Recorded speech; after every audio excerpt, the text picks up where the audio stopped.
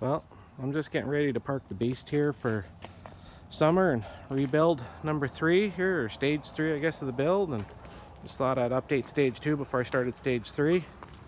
The big thing, when I went into this winter, went into 36-inch eye rocks, cut the fenders, and I got some pretty hillbilly flares on here, but keeps the stuff out of the passenger cab when you get the windows down, so it's kind of nice. The other big one is the JK Dana 30 axle up front. I pushed it ahead 2 inches when I swapped it in, and it helped with the coil angle a bit. Like, the coils aren't super straight, but they're pretty close actually with the 2-inch stretch in there. I cut down some JK arms just to try it in the winter, and they seem to have been holding so far, so I'd like to change the arms out to some proper built arms. The JK diff, it mostly bolted in. It didn't bolt up exactly. Arm lengths are different and the coils are in different position and stuff, but you can all make it work with a minimal effort, which is good because it's about all I put into this is minimal effort. So yeah, anyway, so the front end, it's gonna get a lock lunchbox up front here, and I actually, the last trip out here, I bent the track bar. I don't know if you can see where the bend is in it there. She's pretzeled up pretty good, and I broke the steering box. My welded together arms actually seem to made it, which kind of surprises me. The other big thing I did on stage 2, I'm still running the Dana 35 rear. Again, more hillbilly flares. I welded in some corner armor right under the taillight because there's actually nothing here from the factory. There's not even foam or nothing, it's just plastic. So I've hit both of these pretty good. I just put in some 1/8-inch plate and a little bit of thin wall block steel, bent it around, welded it in. It's taken a pretty good beating. I've hit both corners hard enough to push the Jeep over. So the other one I did was the tucked hitch. Here, I actually recessed the receiver. It used to hang down below and stick back about 4 inches. I recessed it in there, and the pin actually hooks up in on the back side.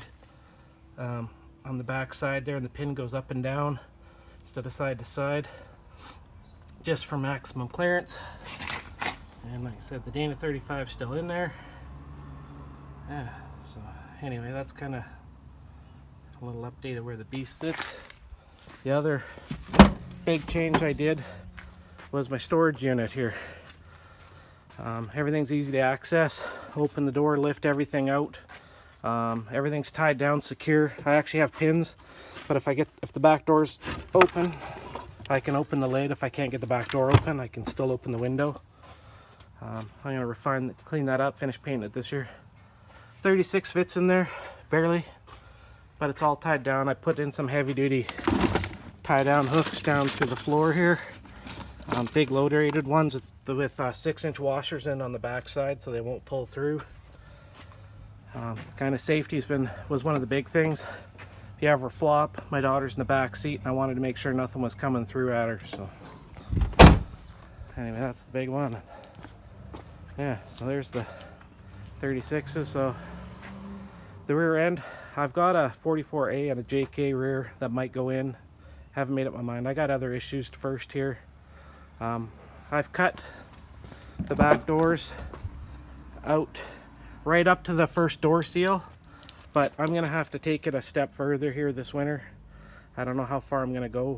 I'm gonna have to take out probably all of this, probably up just about to the door latch here, and take this all the way out and retub the whole back. But I'm gonna set my 36s up so I can fully flex without bump stops. So I'm gonna cut whatever I have to. Even if I have to cut, I might just take the door, cut the door in half and weld the bottom half in, if that's what it takes. But